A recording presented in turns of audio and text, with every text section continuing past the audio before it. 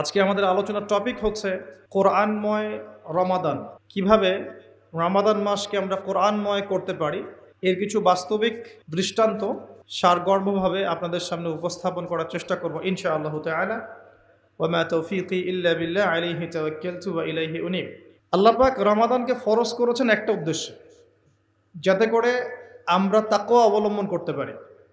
আমি শুরুটা করছি এখান থেকে যে সচরাচর আমরা সওম যেভাবে রাখি, রমজান মাস যেভাবে কাটাই, এই রমজান মাসটা এভাবে না কাটিয়ে একটু ভিন্নভাবে কাটানোর চেষ্টা করা যাক। আল্লাহ পাক আমাকে তৌফিক দান করুক, আপনাদের সবাইকে তৌফিক দান করুক, আমিন। উদ্দেশ্যটা কি? তাকওয়া অবলম্বন করা, তাকওয়া অর্জন করা। আর তাকওয়া কি? যেটা বাজারে কিনতে পাওয়া যায় না। যালিকাল কিতাব লা রাইবা ফি হুদাল লিল মুত্তাকিন। কোরআন এমন একটা কিতাব যে কিতাবে কোনো সন্দেহ নাই, এটা মুত্তাকিদের জন্য হেদায়েত। এই যে মুত্তাকি কারা? আল্লাযীনা ইউমিনুনা বিল গায়ব, যারা গায়েবে বিশ্বাস করে। আল্লাহ, মালায়েকা, আসমানি কিতাব, নবী রাসূলগণ, পরকাল, ভাগ্যের ভালো মন্দ, ইমানের 6টা পিলার সবই গায়েব। যারা এই গায়েবে বিশ্বাস করে, মনে বিশ্বাস করে, মুখে স্বীকার করে, কাজে বাস্তবায়ন করে। ওয়া ইউকিমুনাস সালাহ, এই বিশ্বাসের পাশাপাশি যারা সালাত কায়েম করে। ওয়া মিম্মা রাযাকনাহুম ইউনফিকুন, এবং তাদেরকে যে রিজিক দেয়া হয়েছে এই রিজিক থেকে তারা আল্লাহর পথে ব্যয় করে, যাকাত দেয়, দান সাদাকা করে। এবং মুহাম্মদ সাল্লাল্লাহু আলাইহি ওয়াসাল্লামের কাছে যা নাজিল করা হয়েছে এই কিতাব আল কোরআন এবং এর পূর্ববর্তী কিতাবগুলোর প্রতিও তারা ঈমান রাখে, বিশ্বাস রাখে। এরাই তারা যারা সফল, যাদেরকে মুত্তাকি বলা হচ্ছে। তাকওয়া কি জিনিস? আল্লাহ ভীতি। নবী সাল্লাল্লাহু আলাইহি ওয়াসাল্লাম বলছেন, আত-তাকওয়া হাহুনা, তাকওয়া হচ্ছে কলিজার মধ্যে, কলবের মধ্যে। আমার দাড়ি, টুপি, জুব্বা, পাগড়ি থাকতে পারে, কিন্তু আমার কলবে কতটুকু তাকওয়া আছে এটা আল্লাহ ছাড়া কেউ জানেন না। তাকওয়া সম্পূর্ণ আল্লাহ জানেন একজন ব্যক্তির মধ্যে কতটুকু তাকওয়া আছে। অনেক সময় বাহ্যিক চোখে মনে হতে পারে এই ভাইটা ইসলামিক পোশাক পরে নাই, দাড়ি আমার চেয়ে একটু ছোট, চলাফেরা কেমন জানি, সুন্নতি পোশাক নাই, ওঠা বসা চলাফেরা কেমন মনে হচ্ছে। কিন্তু কে জানে যে তার মনের মধ্যে এমন তাকওয়া থাকতে পারে যার কারণে সে আমার চেয়ে বেশি সম্মানিত হতে পারে না? আবার অনেক সময় মনে হতে পারে যে আমি এইসব চেয়ারে বসে আছি, বড় বড় ওয়াজ করছি, নসিহত করছি, অনেক বড় বড় কথা বলছি, কোরআন এবং সুন্নাহর সামাজিক কথা বলছি, পলিটিক্যাল কথা বলছি, কোরআন সুন্নাহ থেকে কথা বলছি, দেখে মনে হচ্ছে আমার পুরো দেহটা তাকওয়ায় ভরপুর। এমন হতেও পারে যে আমার চেয়ে আপনার তাকওয়া বেশি আছে। কে জানে? এটা শুধু আল্লাহ জানেন। এবং এই তাকওয়াই হচ্ছে আল্লাহর কাছে সম্মান পাওয়ার একমাত্র মানদণ্ড। তাই এখানে একটা নসিহত হচ্ছে, আল্লাহর কাছে নিরপরাধ থাকার চেষ্টা করেন, মানুষের কাছে না। আল্লাহর কাছে ফেয়ার থাকেন, আল্লাহর কাছে আপনি নিষ্পাপ থাকার চেষ্টা করেন, মানুষের কাছে না।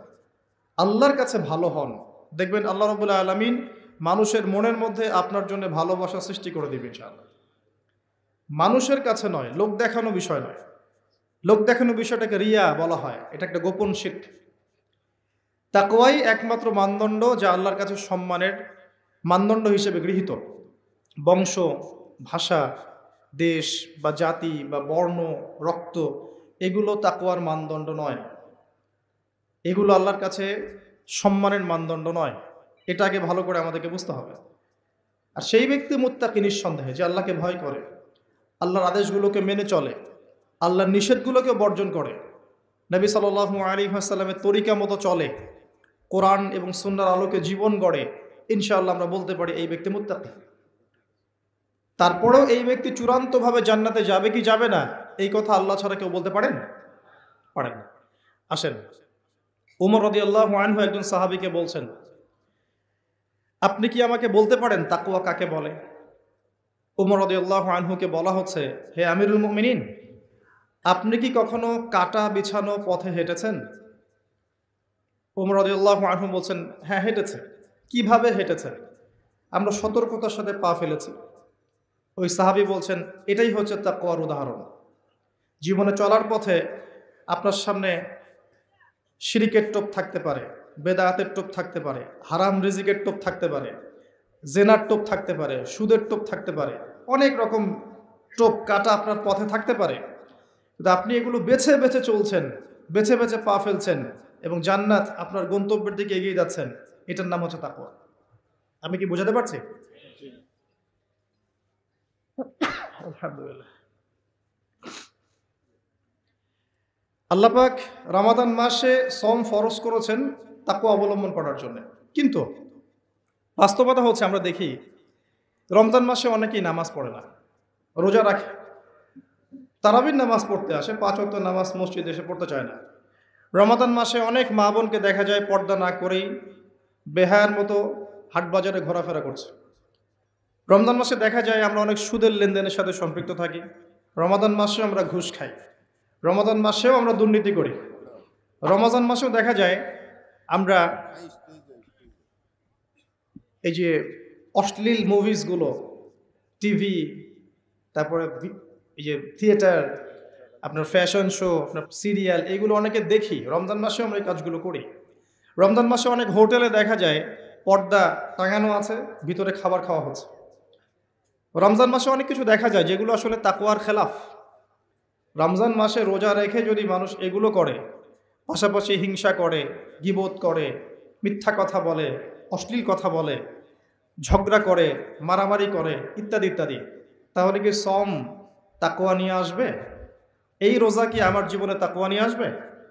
রোজার উদ্দেশ্য হচ্ছে তাকওয়া অবলম্বন করা। আসুন প্র্যাকটিক্যালি কি করতে পারি আমি শুরু থেকে বলছি। প্রথমত, রমজান মাস আসার আগে আমাদেরকে একটা হাদিস মাথায় রাখতে হবে। একটা হাদিস, মাত্র একটার কথা বলছি, হাদিস অনেক আছে, আমি একটার কথা বলছি। নবী সাল্লাল্লাহু আলাইহি ওয়াসাল্লাম বলেছেন, যে ব্যক্তি রমজান মাসকে পেল, যে ব্যক্তি রমজান মাসকে পেল কিন্তু তার গুনাহ মাফ করাতে পারলো না, সেই ব্যক্তি ধ্বংস হোক। এই কথাটা মাথায় রাখবো আমরা। যে ব্যক্তি রমজান মাসকে পেয়েছে কিন্তু রমজান মাসকে পেয়েও তার গুনাহ মাফ করাতে পারলো না, সেই ব্যক্তি ধ্বংস হোক। মাথায় থাকবে ইনশাআল্লাহ। আরেকটা হাদিস, আল্লাহ রাব্বুল আলামিন তার রাসূলকে বলছেন আমাদেরকে জানিয়ে দেওয়ার জন্যে, যে ব্যক্তি রমজান মাসে ঈমানের সাথে সওয়াবের আশায় সবগুলো সওম রাখবে, সবগুলো রোজা রাখবে, আল্লাহ পাক তার বিগত জীবনের সমস্ত পাপ মাফ করে দেবেন। আরও আছে, যে ব্যক্তি রমজান মাসে ঈমানের সাথে সওয়াবের আশায় তারাবির সালাতগুলো পড়বে, আল্লাহ পাক তার সমস্ত গুনাহ মাফ করে দেবেন। আরেকটা আছে, যে ব্যক্তি ঈমানের সাথে সওয়াবের আশায় রমজান মাসের লাইলাতুল কদর জাগবে, লাইলাতুল কদর শেষ দশকের বিজোড় রাতগুলোর মধ্যে আছে, এই ব্যক্তির সমস্ত গুনাহ আল্লাহ পাক মাফ করে দেবেন। এই কয়েকটা হাদিসই যথেষ্ট আমাদের জন্য। এগুলো মাথায় রেখে আমরা এখন প্ল্যান করি। রমজান আসার আগেই নিজের গুনার হিসাব করতে হবে। কিসের হিসাব? যেহেতু আল্লাহ রাসূল বলেছেন এই মাসে গুনাহ মাফ করাতে পারলো না, তার জন্য ধ্বংস। কে জানে যে এর পরের রমাদানে আপনি বেঁচে নাও থাকতে পারেন। আমরা কেউই বেঁচে নাও থাকতে পারি, সম্ভাবনা নাই। কেউ গ্যারান্টি দিবে যে বেঁচে থাকবই? তাহলে এই গনিমতটাকে গনিমত মনে করা উচিত নয় কি? আচ্ছা, প্রথম কাজ হচ্ছে পাপের লিস্ট করা। আপনি আমি খুব ভালো করেই জানি যে আমরা আমাদের জীবনে কি কি বড় পাপ করেছি, আমাদের বিবেক জানিয়ে দিবে, দিবে না? আমরা কিন্তু ভালো করেই জানি যে আমরা আমাদের জীবনে কি কি বড় পাপ করেছি। কত বছর নামাজ পড়িনি, কত বছর রোজা রাখি নাই, কত বছর যাকাত দেই নাই, কার কার ক্ষতি করেছি, কার কার উপর জুলুম করেছি, কয়বার জেনা করেছি, কয়টা মেয়ের সাথে সম্পর্ক করেছি, কতদিন বেপর্দায় চলেছি, বয়ফ্রেন্ডের সাথে কোথায় কোথায় ঘুরেছি, বয়ফ্রেন্ডের সাথে কি কি করেছি। এখন তো গার্লফ্রেন্ডও কি কি করে, তাই না ভাই? সুবহানাল্লাহ। আর কিসের জন্য অপেক্ষা করছেন? কিয়ামতের জন্য। আর কোন নিদর্শনের জন্য অপেক্ষা করছেন? তবে এর পরে একটা সময় আসবে যখন মানুষ ছেলে ছেলে আর মেয়ে মেয়ে বিয়ে করবে। এটা এই ধাপটা পার করে আরেকটা ধাপে যাবে, সেটা হচ্ছে মানুষ জন্তু জানোয়ারের সাথে জেনা করবে। বিশ্বাস করলেন না? অপেক্ষা করতে থাকেন। যখন এটাও দেখবেন তখন আমার কথা মনে করে, ভাই কথাটা বলছিল আগে, মানুষ জন্তু জানোয়ারের সাথেও জেনা করবে। ছেলে ছেলেকে বিয়ে করছে না, মেয়ে মেয়েকে বিয়ে করছে না, এবং এটাকে প্রমোট করা হচ্ছে এমনভাবে যে এটা একটা ভালো জিনিস, এটা একটা ব্যক্তি স্বাধীনতা, মানুষ চাইলে করতেই পারে। কয়দিন পরে দেখবেন মানুষ জন্তু জানোয়ারের সাথেও জেনা করে। বাচ্চাদেরকে মানুষ ধর্ষণ করছে না? এক সময় ছিল কি এই জিনিসটা, বাচ্চাদেরকে কেউ ধর্ষণ করতো? আজকে থেকে 100 বছর আগে ছিল? চিন্তা করে দেখেন, ছিল না। কিন্তু এখন স্বাভাবিক হয়ে যাচ্ছে না? অনেক দেখবেন বাচ্চা এখন ধর্ষিত হচ্ছে। আর যেহেতু এগুলোর বিচার হয় না সুষ্ঠু, ধর্ষক পার পেয়ে যায়। এগুলো কিন্তু এমনি এমনি হয়নি, আস্তে আস্তে এই সময়গুলো আসবে। যাই হোক, আমরা আমাদের ঈমান আমল হেফাজত করি, আমাদের পরিবারটাকে হেফাজত করি। আল্লাহ পাক তৌফিক দান করুন। তো যেটা বলছিলাম, আমরা কিন্তু জানি খুব ভালো করে যে আমরা কি কি পাপ করেছি। এই পাপগুলোকে একটু খাতার মধ্যে লিস্ট করতে হবে। পারবেন? নিজের বড় বড় পাপগুলোকে খাতায় লিস্ট করতে পারবেন? পারা যাবে ইনশাআল্লাহ। ছোটখাটো পাপের কথা বাদ দেন। ছোটখাটো পাপ আল্লাহ পাক অজু করলে মাফ করে দেন। অজু করলে পাপ মাফ হয়ে যায়। নামাজের জন্য হেঁটে যাচ্ছেন, পাপ মাফ হয়ে যায়। আপনি এই যে আপনার পায়ের মধ্যে একটা কাটা ফুটেছে, পাপ মাফ হয়ে গেছে। আপনি জ্বর আসছে, আপনার জ্বর, আপনার গুনাহ মাফ হয়ে যাচ্ছে। আপনি মুসাফা করছেন আমার সাথে, আপনার গুনাহ ঝরে যাচ্ছে, আমার গুনাহ ঝরে যাচ্ছে। ছোটখাটো পাপ মাফের অসংখ্য পদ্ধতি আছে, আল্লাহ পাক দিয়ে দিয়েছেন আমাদের। কিন্তু কবিরা গুনাহ, বড় বড় কবিরা গুনাহ খাঁটি তওবা করা ছাড়া মাফ হবে না। আমি কি বুঝাতে পারছি? কবিরা গুনাহ খাঁটি তওবা না করলে মাফ হবে না। এই রমাজানে আমাদের কবিরা গুনার লিস্ট আমাদেরকে করতে হবে, নিজের আমলনামার লিস্ট নিজেকে করতে হবে। এবং রমাজানে রোজা রেখে সওমরত অবস্থায় আল্লাহকে বলতে হবে, আল্লাহ আমি অমুক পাপ করেছিলাম, আমাকে মাফ করে দাও। আল্লাহ আমি অমুক পাপ করেছি, আমাকে মাফ করে দাও। আল্লাহ আমি অমুক পাপ করেছি, আমাকে মাফ করে দাও। পারা যাবে ইনশাল্লাহ? আল্লাহর জন্য এক মুহূর্তের ব্যাপার। আল্লাহ পাক আপনার সমস্ত পাপকে নেকি দিয়ে পরিবর্তন করে দিবেন ইনশাআল্লাহ, যদি মুখলেসভাবে আপনি তওবা করতে পারেন। আরেকটা বিষয় থেকে যায়, সেটা হলো মানুষের সাথে জড়িত হক। অনেক সময় দেখা যায় কাউকে গালি দিয়েছি, কাউকে অপবাদ দিয়েছি, কারো সম্মানহানি করেছি, কাউকে মিথ্যা অপবাদ দিয়েছি, কারো প্রতি হিংসা করেছি, বিদ্বেষ রেখেছি, কারো সম্পদ আত্মসাৎ করেছি, কারো জিনিস চুরি করেছি, ছিনতাই করেছি বা ডাকাতি করেছি, বা কারো সম্পদ আত্মসাৎ করে নিজের পেটে ভরেছি, প্রতিবেশীর জমি মেরে দিয়েছি, ওই দুই প্রতিবেশী চাষের জমি জোর করে জবরদখল করেছি। এক কথায় মানুষের সম্মান জান মালের সাথে জড়িত যে পাপ, এই পাপ আল্লাহর কাছে মাফ হবে না। কাবা ঘরের গেলাফ ধরে কানলেও আপনি আমাকে যে মিথ্যা অপবাদটা দিয়েছেন, এটা মাফ হবে না যতক্ষণ না আমি মাফ করছি। কথা কি বুঝতে পারছেন? মনে করেন আপনি আমাকে মিথ্যা একটা অপবাদ দিয়েছেন এবং ধুয়ে রেখে দিয়েছেন একদম মিথ্যা অপবাদ দিয়ে। যতক্ষণ আমি আপনাকে মাফ না করছি, কাবা ঘরে গিয়ে গেলাফ ধরে কান্নাকাটি করলো, এই পাপ মাফ হবে না ইনশাআল্লাহ। এই অবস্থায় মৌত হলে কি হবে? পরকালে দেখবেন আমি দাঁড়িয়ে আছি আপনার জন্য, আপনার হিসাব হচ্ছে, হিসাব শেষ। আপনি সালাত সওম হজ জাকাতে নেকি নিয়ে উঠেছেন, কিন্তু দেখছেন আমি দাঁড়িয়ে আছি, আমার মতো আরো 10 জন দাঁড়িয়ে আছে। ওই 10 জনকে আপনি গালি দিয়েছিলেন, অপবাদ দিয়েছিলেন, তাদের গীবত করেছিলেন, তাদের সম্পদ বা সম্মানের হানি করেছিলেন। এখন কিয়ামতের মাঠে আপনার নেকি দিয়ে এই ঋণ শোধ করতে হবে, অন্য কোনো অপশন নাই। আর যদি নেকি শেষ হয়ে যায় তখন কি হবে? তখন আমার আমলনামা থেকে কিছু গুনাহ আপনাকে নিতে হবে। আল্লাহ পাক ন্যায় বিচারক। আল্লাহ পাক শুধু গফুর রহিম নন, আল্লাহ পাক শুধু পরম করুণাময় অসীম দয়ালুই নন, বরং তিনি হচ্ছেন ন্যায় বিচারক। ন্যায় বিচারক। একজন ধর্ষক যদি বলে যে আল্লাহ পাক তো গফুর রহিম, আল্লাহ আমাকে মাফ করে দিতে পারেন, তাহলে যাকে ধর্ষণ করলো সে তার উপর জুলুম হবে না? আল্লাহ পাক যদি ধর্ষককে মাফ করে দেন, তাহলে যাকে ধর্ষণ করা হয়েছে ওর প্রতি জুলুম হবে না? কথা বুঝতে পারছেন না? মনে করেন আপনি নাউজুবিল্লাহ কারো সম্পদ আত্মসাৎ করেছেন, এখন আল্লাহ যদি আপনাকে মাফ করে দেন, তাহলে এই যে যার সম্পদ আপনি আত্মসাৎ করেছেন এর উপরে জুলুম করা হচ্ছে না? আল্লাহ পাক কি জুলুম করবেন? এক জাররা পরিমাণ করবেন না। কিয়ামতের মাঠে নেকি দিয়ে তার এই ঋণ শোধ করতে হবে, অথবা তার গোনা আপনার কাঁধে নিয়ে জাহান্নামের পথে যেতেও হতে পারে। আল্লাহ পাক হেফাজত করুন। এই জন্য সবসময় সতর্ক থাকবেন, আপনার যারা যেন মানুষের হক নষ্ট না হয়। মানুষ আপনাকে গালি দেখ, থাপ্পড় মারুক, জমি আত্মসাৎ করে ফেলুক, হক নষ্ট করুক, কি করে করুক, আপনি তারটা করতে চান না। যারা করছে আপনি লাভবান, আপনি কেমন করে লাভবান? আপনি অসংখ্য নেকি পাচ্ছেন, আপনি জানছেনও না। যেই আপনার বিরুদ্ধে মনে করেন আপনি নিষ্পাপ, আপনি মাজলুম, আপনি কোনো অন্যায় করেন নাই, আপনার বিরুদ্ধে জুলুম করা হচ্ছে, অপবাদ দেওয়া হচ্ছে, আপনাকে আন্ডারএস্টিমেট করা হচ্ছে, ইত্যাদি ইত্যাদি, আপনি বসে বসে নেকি পাচ্ছেন, বসে বসে নেকি পাচ্ছেন। এবং পরকালে কিয়ামতের মাঠে উঠে দেখবেন অসংখ্য নেকি অটোমেটিক আপনার আমলনামে চলে আসবে। তখন তারা আফসোস করবে, দুনিয়াতে এই কাজগুলো না করে ভালো কিছু করলে ভালো হতো। যাই হোক, মানুষের সাথে জড়িত পাপ আল্লাহর কাছে মাফ হবে না। এই কারণে এই রমজান মাসে ওই লিস্টের মধ্যে থাকবে আমি কার কার ক্ষতি করেছি, থাকবেই। কিন্তু যতটুকু মনে পড়ে লিখে ফেলবেন, সুযোগ থাকলে সেটা ফেরত দিয়ে দিবেন। যদি সুযোগ না থাকে ক্ষমা চেয়ে নেবেন, যদি সেই সুযোগও না থাকে তার পরিবারের কাছে ক্ষমা চেয়ে নেবেন, যদি সেই সুযোগও না থাকে তার পক্ষ থেকে সদকা করে দিয়ে পারা যাবে ইনশাল্লাহ। সেই সুযোগও নাই, তাহলে হাতটা তুলে তার জন্য দোয়া করবেন, আল্লাহ আমি আমার অমুক ভাইকে মিথ্যা অপবাদ দিয়েছিলাম, আল্লাহ তুমি তাকে মাফ করে দিও। আশা করা যায় আপনার গুনাহ আল্লাহ মাফ করে দিবেন ইনশাআল্লাহ। আসুন, রমজানের প্রথম কাজ এইটা, গুনার লিস্ট করা। একটু ধৈর্য ধরে বসেন, আমি অনেক ক্লান্ত, অনেক লম্বা সফর করে আসছি, এই জন্য আস্তে আস্তে কথা বলছি আর কি। তবে ইনশাআল্লাহ আজকে আমরা রমজানটাকে কিভাবে কাটাবো এবং কোরআনময় করে কিভাবে কাটাবো, কিছু উপকারী কথা আপনাকে বলবো ইনশাআল্লাহ তাআলা। আল্লাহ পাক আমাদেরকে আমল করার তৌফিক দান করুন।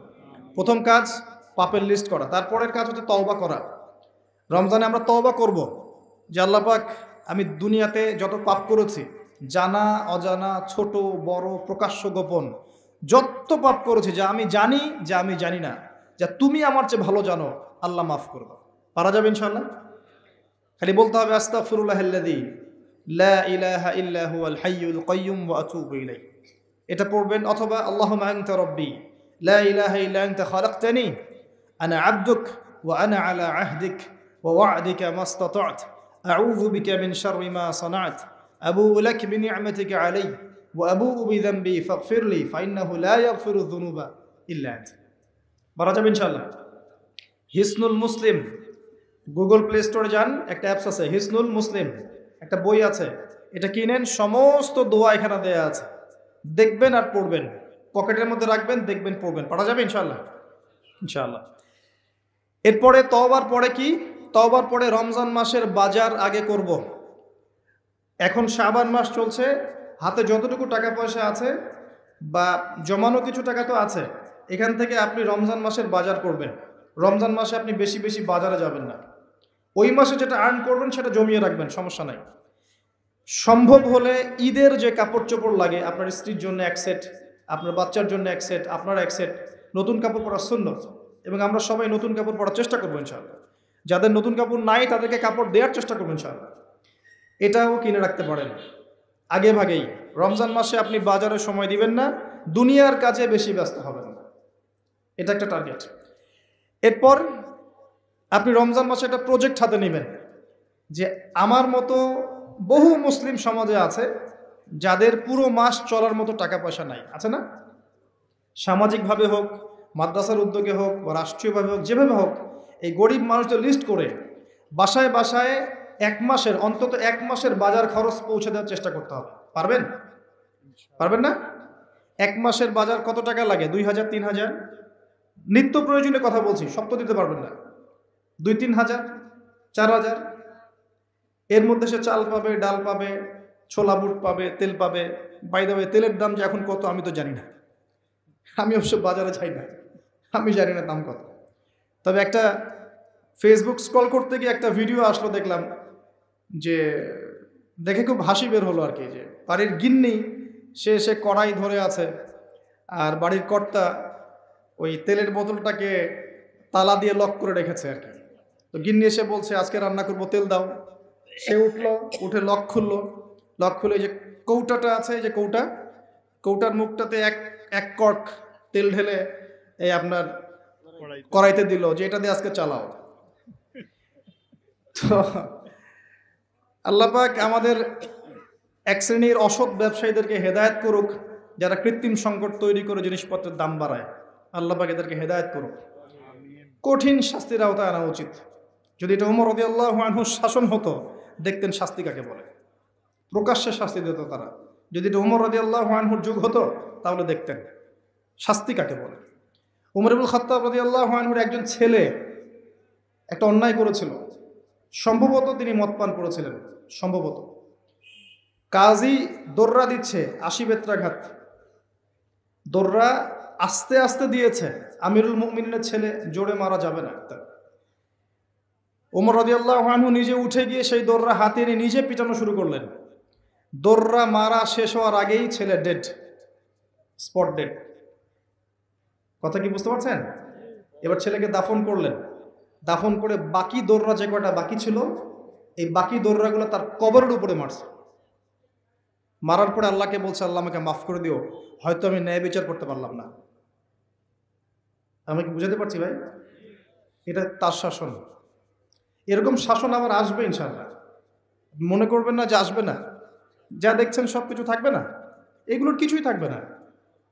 পুরো বিশ্বে যা দেখছেন, এই আমেরিকা, এই আপনার ইসরায়েল, এই রাশিয়া, এই যে চায়না, এই যে ন্যাটো, আপনার ইউনাইটেড নেশনস, যা যা দেখছেন সব কিছু ধ্বংস হয়ে যাবে ইনশাআল্লাহ।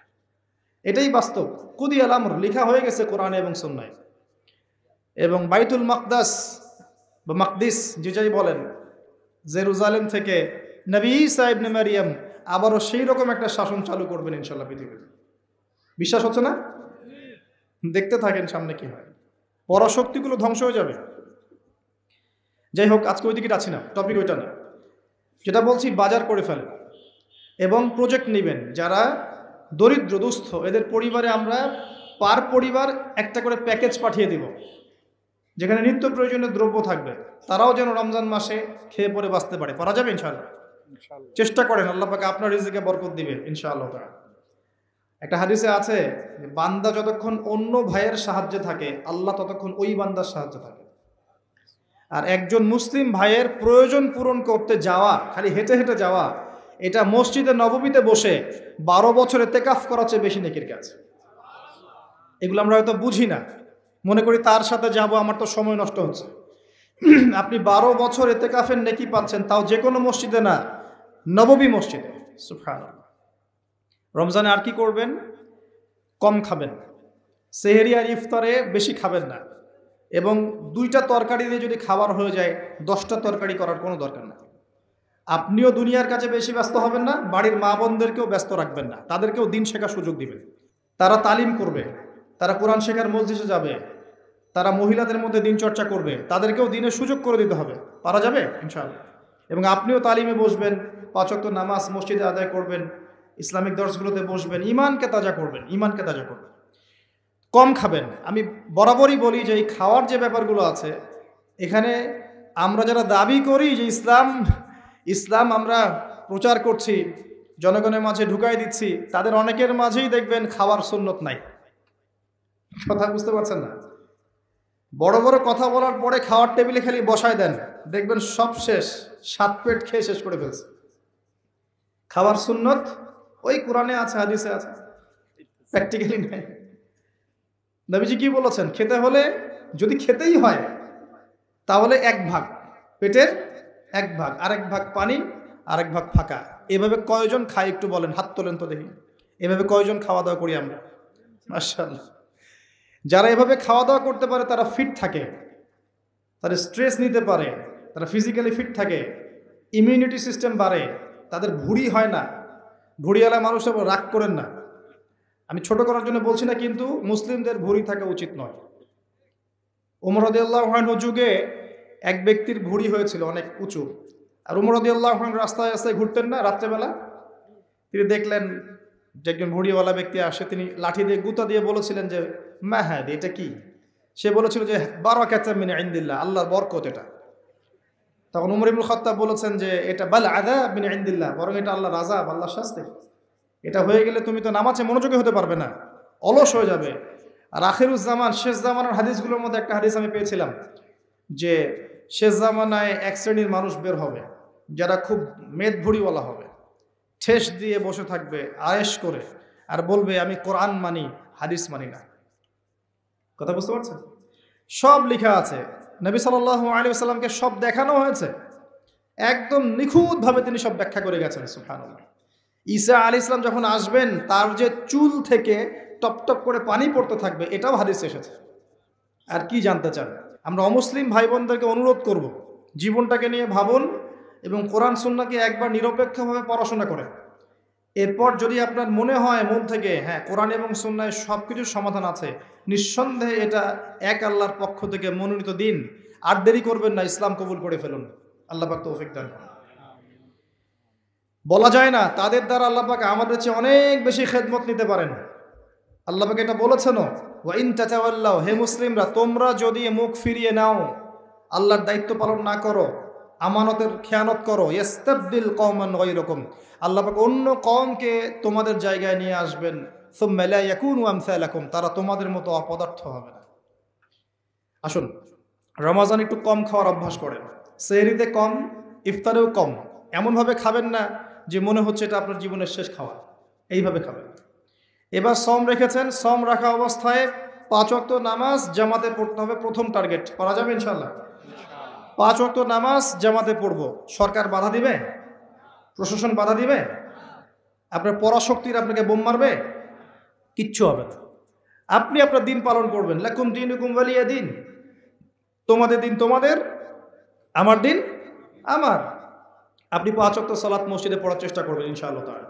আর নামাজ পড়বেন রাসূল সাল্লাল্লাহু আলাইহি ওয়াসাল্লামের তরিকা মোতাবেক, তাড়াহুড়া করে 3G 4G নামাজ না, রিল্যাক্সে নামাজ পড়বেন। ঠিক আছে ইনশাআল্লাহ? আসেন, রোজা রেখে আর কি করবেন? বেশি থেকে বেশি আল্লাহর জিকির করবেন। সুবহানাল্লাহ, আলহামদুলিল্লাহ, লা ইলাহা ইল্লাল্লাহ, আল্লাহু আকবার, সুবহানাল্লাহি ওয়া বিহামদিহি, সুবহানাল্লাহিল আযীম, লা ইলাহা ইল্লাল্লাহ ওয়াহদাহু লা শারীকা লাহ, লাহুল মুলক ওয়া লাহুল হামদ ওয়া হুয়া আলা কুল্লি শাইইন কাদির, লা হাওলা ওয়া লা কুওয়াতা ইল্লা বিল্লাহ ইত্যাদি। যত জিকির আছে বেশি থেকে বেশি করবেন। মানুষের সাথে কথা কম বলবেন।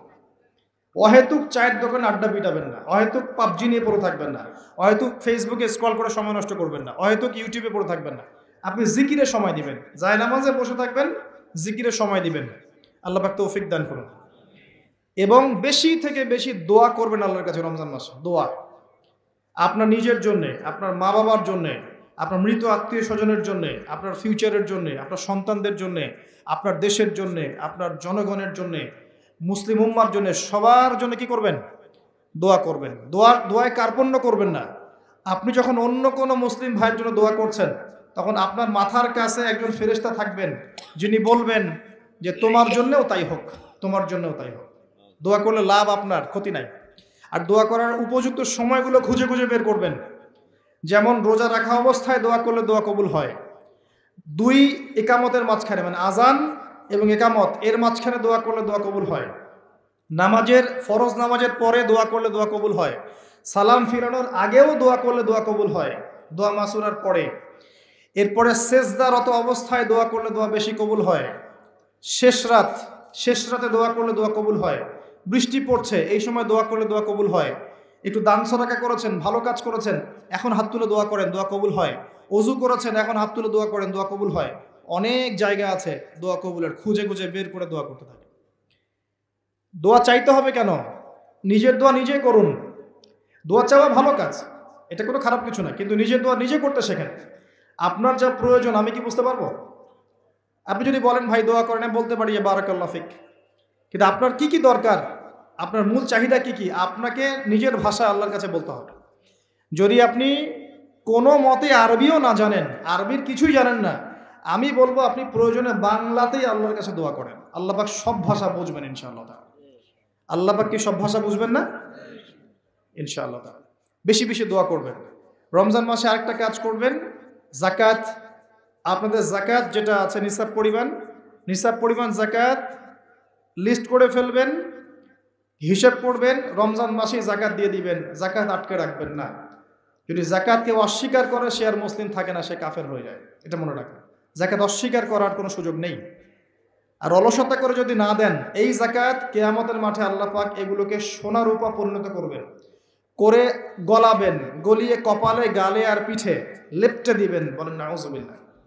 এবং এই যাকাত একটা সাপের আকৃতি নেবে, সাপ, বিষাক্ত সাপ, যেটা গলায় পেঁচানো থাকবে, মাথাটা থাকবে এই কপাল বরাবর। কবরের মধ্যে যখন শোয়ানো হবে এই কপাল বরাবর এই সাপ ঠোকাতে থাকবে, বলবে আমি তোমার সম্পদ, আজকে সাত ভোগ করো। এটাকে আমরা চাচ্ছি না। যাকাত দিয়ে দেন। আর যাকাত ইসলামিক অর্থনীতির ভিত্তি। যাকাত দিলেই গরিবের কাছে আপনার সম্পদ যাবে, তখন সেও খেয়ে পরে বাঁচতে পারবে। এভাবে সাম্য বজায় থাকবে। আল্লাহ আমাদের বোঝার তৌফিক দান করুন। রমজান মাসে একটা কাজ করবেন, সেটা হলো পরিবারকে সময় দিবেন, পরিবারকে টাইম দিবেন, পরিবারের মধ্যে ইসলামিক সংস্কৃতি গড়ে তুলবেন। একসাথে সেহরি করবেন, একসাথে সাহরি করার পরে একসাথে ইফতার করবেন, একসাথে তালিম করবেন, ইসলামিক কোনো মুভিজ একসাথে দেখলেন, ইসলামিক কোনো লেকচার একসাথে শুনলেন। মানে ইসলামকে এনজয় করবেন পরিবারকে নিয়ে, সাথে করে নিয়ে। বাচ্চা কাচ্চারা দেখবে ছোটবেলায় আমরা বাবাদের সাথে এটা করেছিলাম, ওইটা করেছিলাম। ইফতার বানাচ্ছেন বাসায়, বাচ্চাদেরকে ইনভলভ করবেন, বাচ্চাদেরকে রোজা রাখতে উৎসাহিত করবেন, ওদেরকে নবীদের গল্প শোনাবেন, ইসলামিক কালচারে বড় করবেন। দেখবেন পরিবারের মধ্যে শান্তি ও রহমত নেমে আসবেন ইনশাআল্লাহ। পারা যাবে ইনশাআল্লাহ। রমজান মাসে আরও একটা কাজ করবেন, সাদাকাতুল ফিতর। সাদাকাতুল ফিতর দিয়ে দিবেন। এটা সম্পর্কে আলেম ওলামারা আপনাদেরকে বলবে খুতবা ইনশাআল্লাহ, আমি আগেই বলে রাখলাম। সাদাকাতুল ফিতর দিয়ে দিবেন। রমজান মাসে আরেকটি ইম্পর্টেন্ট কাজ আছে, সেটা হলো যে আমাদের সমাজে অনেক এতিম থাকে, বিধবা থাকে, নিঃস্ব অসহায় মানুষ থাকে।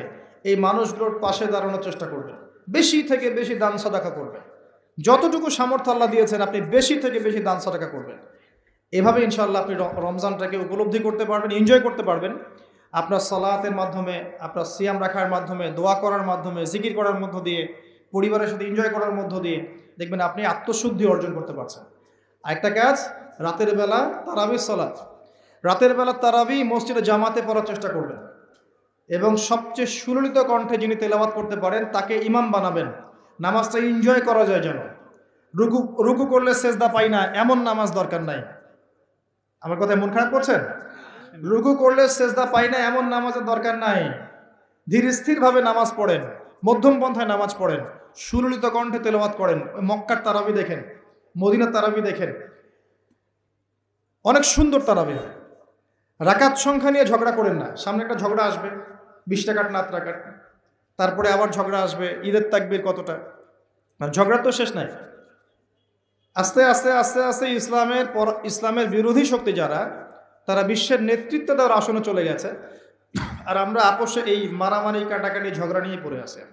মানে এখনো এই পৃথিবীতে এমন কিছু বান্দা আছে যারা কশ্চিনকালেও জালেমের সামনে মাথা নত করবে না, যারা হকের উপর থাকবে, যারা ইসলামের বিরোধী শক্তিকে ছাড় দিবে না, এমন বান্দাও পৃথিবীতে আছে। তাদের কথা ভিন্ন। বেশিরভাগ মুসলিমই লাহুম কুলুবুন লা ইয়াফকাহুনা বিহা, এরকম পর্যায়ে পড়ছে। হৃদয় আছে উপলব্ধি করে না, চোখ আছে দেখে না, কান আছে শোনে না। এগুলোর ইখতিলাফ বাদ দিয়ে আপনি স্থিরভাবে নামাজের রাকাত সংখ্যা না, আপনি কোয়ালিটি বাড়াবেন। নামাজটা কত সুন্দর হচ্ছে এটা একটা ফ্যাক্ট। এবং তারাবির নামাজটাকে এনজয় করেন। খতম হবে কোরআন, আমরা কোরআনকে এনজয় করবো ইনশাআল্লাহ। এরপরেও শেষ রাত্রে আপনি চেষ্টা করেন নিজে ওঠার জন্য।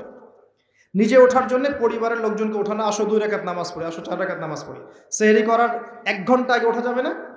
সেহরি করার 1টা ঘন্টা আগে উঠলেই কিন্তু আমি মিনিমাম 5-6 রাকাত, 8 রাকাত, 10 রাকাত নামাজ পড়তে পারবো। 2 রাকাত তো পারবো কমসে কম। 2 রাকাত পড়ে একটু তাসবিহ তাহলিল করে, একটু কোরআন তেলাওয়াত করে আল্লাহর কাছে হাত তুলে দোয়া করা যাবে না? ওই সময় আল্লাহ পাক প্রথম আসমানে নেমে আসেন, সুবহানাল্লাহ। এসে বলেন, কে আমাকে ডাকবে, আমি তার ডাকে সাড়া দিব। কে আছে আমার কাছে কিছু চাইবে, আমি তোমার চাওয়া পূরণ করব। কে আছো আমার কাছে ক্ষমা চাইবে, আমি তোমাকে ক্ষমা করে দেব। আল্লাহ পাক ফজর পর্যন্ত এটা বলতে থাকে। রমাদানের আর 2টা কাজ। এক হচ্ছে লাইলাতুল কদর তালাশ করবেন। আর লাইলাতুল কদর তালাশ করতে হলে শেষ দশকটা ইতিকাফ করার চেষ্টা করেন। ইতিকাফ করতে পারলে আপনি লাইলাতুল কদর পেয়ে যাবেন ইনশাআল্লাহ। স্পেসিফিকলি বলা নাই 27শে রমজানই লাইলাতুল কদর হবে, স্পেসিফিকলি বলার সুযোগ নাই, মিস হতে পারে। নবীজি বলেছেন শেষ দশকের বেজর রাত 21, 23, 25, 27, 29 যে কোনো একটা রাত লাইলাতুল কদর হবে। এক রাত ইবাদত করবেন, সারা হাজার হাজার মাস ইবাদত করার নেকি পেয়ে যাবেন ইনশাআল্লাহ তাআলা। এই রাতে দোয়া করলে দোয়া কবুল হয়ে যায়। আল্লাহ পাক আমাদেরকে লাইলাতুল কদর পাওয়ার তৌফিক দান করুন, ইতিকাফ করার তৌফিক দান করুন। আরেকটা কাজ যেখান থেকে আমি আসবো, কোরআনময় রমাদানে। রমজান মাসে সবচেয়ে বড় যে কাজটা, এটা দিয়ে শেষ করছি, শোনেন, এখানে একটু সময় নিব আমি, একটু ধৈর্য ধরেন। রমজান মাসের সবচেয়ে বড় কাজ এবং রমজান মাস যে কারণে মহামান্বিত বা মহিমান্বিত, শব্দটা হয়তো আমি ভুল বলেছি, তো সেটা হচ্ছে আল কোরআনুল কারীম। রমজান মাস সেই মাস যেই মাসে কোরআন নাজিল করা হয়েছে। কি কারণে রমজান মাস এত ফজিলতময়? প্রশ্নটা কি একটা যৌক্তিক প্রশ্ন না? শাবান মাসে কেন এত কিছু নয়? রজব মাসে নয় কেন? রমজান মাসেই কেন? উত্তর একটা উত্তর, যে শাহরু রমাদানাল্লাযী উনজিলা ফীহিল কোরআন। রমজান সেই মাস যেই মাসে আমি কোরআন নাজিল করেছি। কি জন্য নাজিল করেছেন আল্লাহ পাক? হুদাল লিন্নাস, এটা মানব জাতির জন্য হেদায়েত, ওয়া বাইয়িনাতিন মিনাল হুদা, এবং এটা সুস্পষ্ট একটা প্রমাণ, ওয়াল ফুরকান, এবং সত্য মিথ্যার মানদণ্ড, ইলা আখিরিল আয়াত। সূরা কদরে আল্লাহ বলছেন ইন্না আনজালনাহু ফি লাইলাতুল কদর, আমি লাইলাতুল কদরে কোরআন নাজিল করেছি। আর কদর কোন মাসে? শাবানে না রজবে না রমজানে? তাহলে রমজান মাসে কোরআন নাজিল হয়েছে, প্রমাণ হলো। রমজান মাসে আল্লাহ পাক কোরআন নাজিল করেছেন কোথায়? এবার আপনাকে দেখাচ্ছি। এই যে আইয়ামে জাহেলিয়াতে। কোথায়?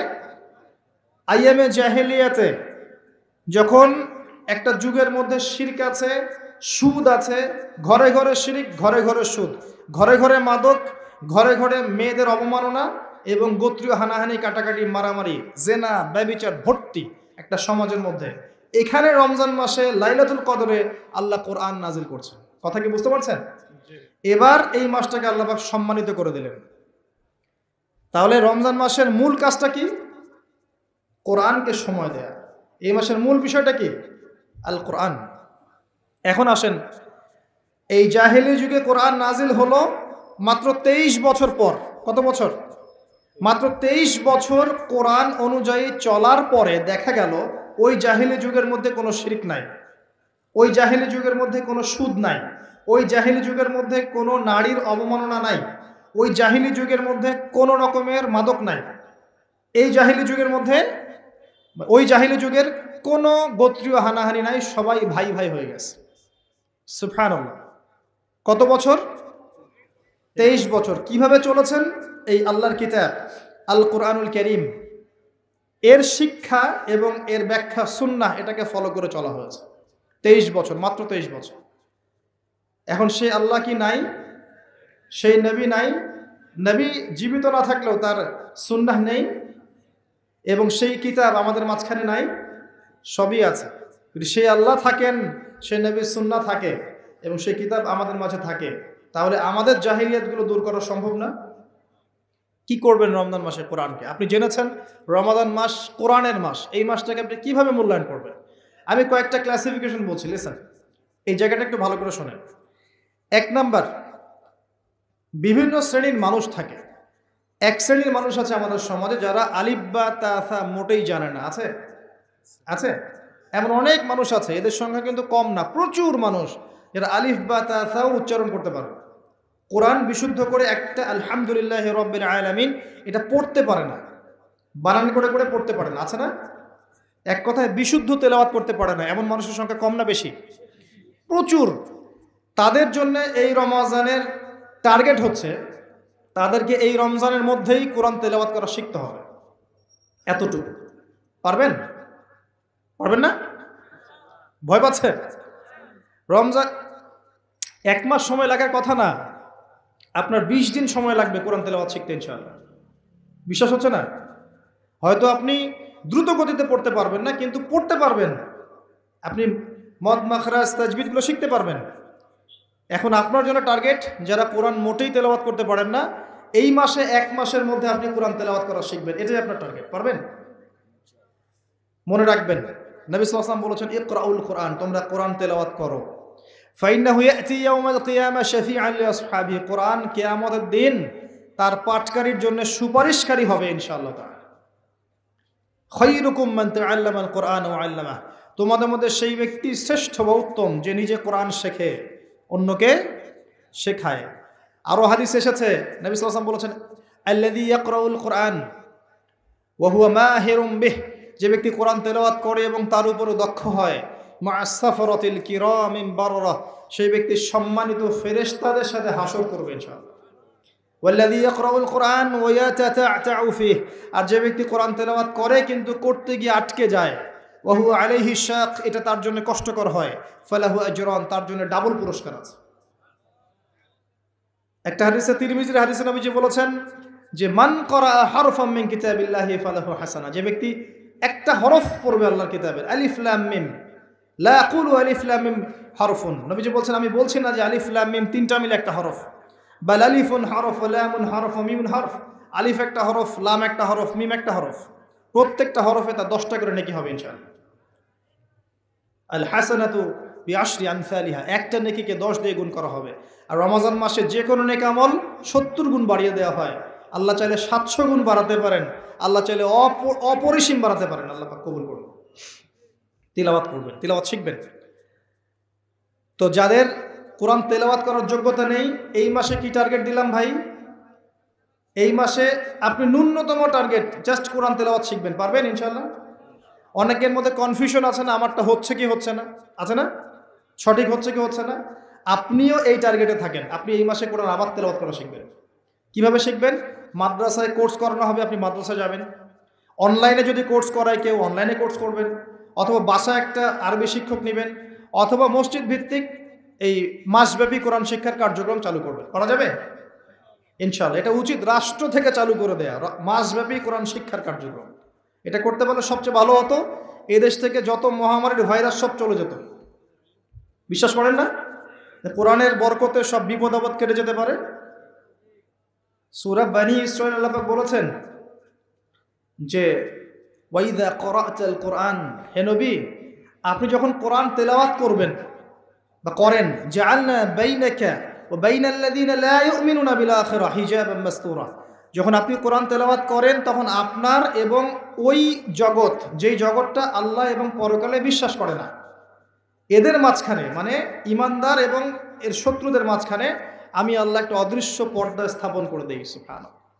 ওই দিক থেকে কোনো ক্ষতি আপনাকে স্পর্শ করতে পারবে না। যাই হোক, এটা আপনাদের টার্গেট। 2 নাম্বার, দ্বিতীয় শ্রেণীর মানুষ যারা কোরআন মাশাআল্লাহ তিলাওয়াত করতে জানেন এবং আপনার কনফিডেন্স আছে। এখানে একটা কথা বলতে ভুলে গিয়েছিলাম যে আপনাকে শয়তান 3 ভাবে বিভ্রান্ত করতে পারে। একটা হচ্ছে শয়তান কিন্তু আপনাকে বোঝাতে পারে যে আপনি অনেক জানেন, আপনার জানার দরকার নাই। এটা শয়তান আপনাকে বোঝাতে পারে। 2 নাম্বার বোঝাতে পারে যে আপনার দ্বারা হবে না, আপনি পারবেন না। আমার কথাটা মনে রাখেন। 3 নাম্বার বোঝাতে পারে যে আমার অনেক সময় পড়ে আছে, পরে শিখে নিবে, এত তাড়াহুড়োর কি আছে। এই 3টা অস্ত্র শয়তানের বড় বড়। আরেকটা অস্ত্র আছে 4 নাম্বার, সেটা হলো শিখতে গিয়ে দেখবেন শয়তান ওয়াসওয়াসা দিবে, টিচার ভালো না, ওস্তাদ ভালো না। এটা একটা ওয়াসওয়াসা। ওস্তাদের হাতে নিজেকে ছেড়ে দিতে হবে, তারপরে সে বুঝবে আপনাকে কোন পথে নিয়ে যেতে হবে। নবী মূসা আলাইহিস সালাম যখন এসেছিলেন খিদর আলাইহিস সালামের কাছে, হাল আত্তাবিউকা আন তুআল্লিমানি মিম্মা উল্লিমতা রুশদা, তিনি এসে বলেছেন, হে খিদর আমি কি আপনার সাথে থাকতে পারি এই শর্তে যে আল্লাহ আপনাকে যে জ্ঞান শিখিয়েছেন আমাকে শেখাবেন? তখন খিদর আলাইহিস সালাম বলছেন, ইন্নাকা লান তাস্তাতিআ মা'ইয়া সাবরা, তুমি তো আমার সাথে ধৈর্য ধরতে পারবে না। ধৈর্য ধরে ওস্তাদের কাছে সুপর্দ করতে হয়, তারপরে জ্ঞান পাওয়া যাবে ইনশাআল্লাহ। এত অস্থির হলে হবে না। 2 নম্বর শ্রেণী যারা পড়তে পারেন তাদের জন্য নসিহত হচ্ছে, এই রমজান মাসে আপনার টার্গেট এই কিতাব আপনি একবার খতম করবেন, একবার অনলি। পারবেন? অনলি একবার। প্রত্যেক দিন আপনি 1 পারা করে পড়বেন, প্রত্যেক দিন 1 পারা, 30 দিন 30 পারা। সম্ভব? খুব কঠিন? পারা যাবে না ইনশাআল্লাহ। আল্লাহ পাক তৌফিক দান করুন। আবারও বলছি, কোরআন তেলাওয়াত করলে আপনি প্রত্যেক হরফে 10 নেকি পাবেন। আপনি এই কোরআন আপনার পক্ষে সুপারিশ করবে, আপনি সম্মানিত ফেরেশতার সাথে হাসর করবেন। ইন্নাল্লাহা ইয়ারফাউ বিহাযাল কিতাবি আকওয়ামান ওয়া ইয়াদাউ বিহিল আখারিন। বহু সম্প্রদায়কে আল্লাহ পাক এই কোরআনের মাধ্যমে সম্মানিত করেন, অনেককে অপদস্থ করেন।